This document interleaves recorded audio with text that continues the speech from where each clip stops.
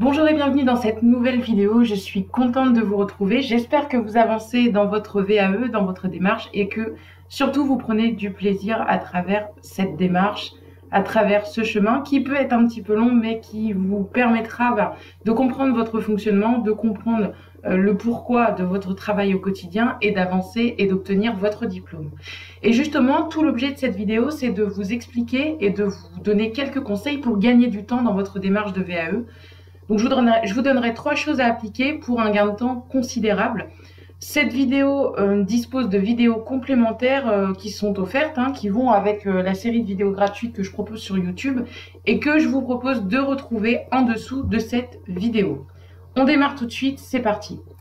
La première chose que vous pouvez faire pour gagner du temps, c'est de dicter votre pensée. C'est-à-dire que très souvent, lorsqu'on démarre une VAE, eh bien, on a des idées qui arrivent un peu au fil de la journée, au fil des missions que vous allez faire. Vous pouvez vous dire, tiens, ça aurait sa place au niveau des expériences que je peux présenter. Et pour le coup, vous n'avez pas le temps. Souvent, l'idée s'en va. Et après, pour vous rappeler de ce à quoi vous avez pensé, eh bien, ça vous demande de l'énergie, ça vous demande du travail. Donc, il y a des outils qui sont très simples que j'ai utilisés. Alors, moi, j'avais un iPhone à l'époque de ma VAE, mais l'idée, c'est de dicter vos idées. Donc, vous pouvez le faire sur iPhone, il y a un dictaphone, mais je vous propose d'utiliser 2 applications. Sur iPhone, ça sera Dragon Dictation. Et ça vous permet en fait d'enregistrer et de vous envoyer par mail de façon écrite votre idée. Ce qui veut dire que quand vous récupérez ce que vous avez dit, ce à quoi vous avez pensé, vous n'avez plus qu'à l'intégrer, si vous l'avez suffisamment développé, dans votre mémoire et dans votre dossier de VAE. Et là, vous gagnez un temps considérable. Pour ceux qui sont sur Android, vous avez Descari, vous avez Philips Dictation et vous avez List Note Voix. Voilà pour la première idée. La deuxième chose, pour générer des idées. Alors forcément, lorsque vous avancez dans votre dossier de VAE, c'est un petit peu la panne, c'est un petit peu le blocage d'écriture et il faut régénérer des idées et il faut trouver des ouvertures pour amener et argumenter votre approche, votre manière de faire. À ce moment-là, ce que je vous conseille, c'est d'arrêter le travail d'écriture pour générer de nouvelles idées et d'utiliser les mots-clés de votre domaine d'activité. C'est-à-dire que vous allez vous rendre sur le http://adwords.google, l'adresse du site de Google, et vous allez taper des mots-clés en rapport avec votre domaine d'activité. Je donne un exemple. Si vous êtes dans le management, vous allez taper management. Si vous êtes infirmier, si vous êtes éducateur, vous allez taper ce mot-là. Et en fait, toute une série de mots-clés va être générée en rapport avec votre recherche.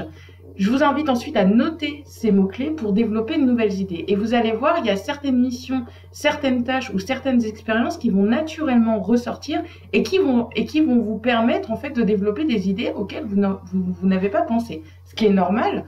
L'idée, c'est d'aller chercher de nouvelles inspirations, donc aidez-vous de ça. Vous pouvez également lire des livres. Attention au plagiat, si vous décidez d'utiliser une idée développée par une autre personne, pensez bien à le citer pour ne pas que ce soit plagié. Écoutez des podcasts, alors ça c'est super pratique, surtout si vous n'avez pas le temps, surtout si vous avez un trajet pour vous rendre au travail qui est assez considérable, ou si vous prenez les transports en commun. Je pense notamment à nos amis parisiens, on perd un certain temps dans les transports en commun, donc écouter des podcasts qualifiés dans votre domaine d'activité, ça peut vous permettre également de générer de nouvelles idées. Et puis, regardez des conférences. On n'y pense pas assez, mais je vous assure que sur YouTube, moi, j'ai trouvé énormément de choses avec des conférenciers reconnus, souvent des chercheurs, qui prennent le temps de se filmer quand ils vont faire une conférence dans un amphithéâtre ou autre, et ça peut vous donner une multitude d'idées. Et ce qui est intéressant dans les conférences, c'est qu'en plus, ils citent énormément de sources.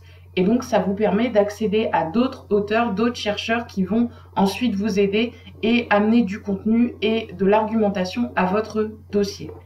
La troisième idée, c'est définir une heure de création. En fonction de votre état d'esprit, de vos habitudes, on n'est pas productifs tous à la même heure. On n'est pas tous égaux là-dessus. Certaines personnes sont du matin, d'autres du soir, d'autres vont créer davantage après 22h, 23h. Ça dépend aussi si on a des enfants. Donc fixez-vous des plages horaires de travail avec un minimum de 2 heures parce que lorsque vous allez démarrer votre dossier de VAE, vous le verrez, le temps de se concentrer, si on se fixe une demi-heure ou 1 heure, toute l'énergie que vous allez mettre à n'allez pas produire et vous allez déjà devoir vous arrêter. Donc, fixez-vous 2 heures minimum. Instaurez cette habitude, c'est-à-dire que une fois que vous avez trouvé votre créneau et une fois que vous avez défini 1 ou 2 journées par semaine selon votre disponibilité, si c'est plus, tant mieux, vous avancerez plus vite.